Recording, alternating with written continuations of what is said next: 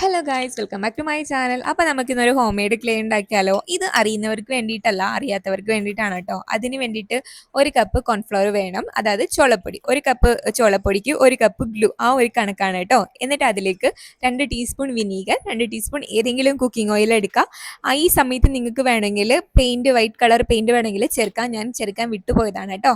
എന്നിട്ട് നന്നായിട്ടൊന്ന് മിക്സ് ചെയ്യുക. ആദ്യം ഇങ്ങനെ കട്ട ഉണ്ടാവും. ആ ഒരു സമയത്ത് നിങ്ങൾ വെള്ളമൊന്നും ഒഴിക്കാൻ പാടില്ല.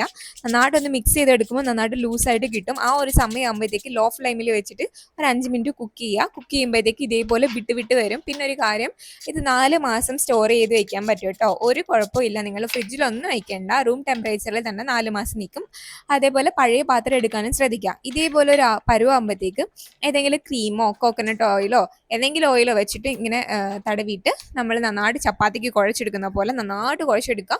കുഴച്ചെടുത്തതിന് ശേഷം ഏതെങ്കിലും പ്ലാസ്റ്റിക് കവറിൽ വെച്ചിട്ട് ഏതെങ്കിലും ഒരു എയർ ടൈറ്റ് ആയിട്ടുള്ള ഏതെങ്കിലും ഒരു ബോക്സിൽ വെച്ചിട്ട് അടച്ചു വയ്ക്കുക. നിങ്ങൾക്ക് ആവശ്യമുള്ളപ്പോൾ യൂസ് ചെയ്യാം. അപ്പം ഇത്രയേ ഉള്ളൂ. ഇഷ്ടപ്പെട്ടെങ്കിൽ ലൈക്ക് ചെയ്യാനും ഷെയർ ചെയ്യാനും കമൻറ്റ് ചെയ്യാനും മറക്കരുത്. Tata bye.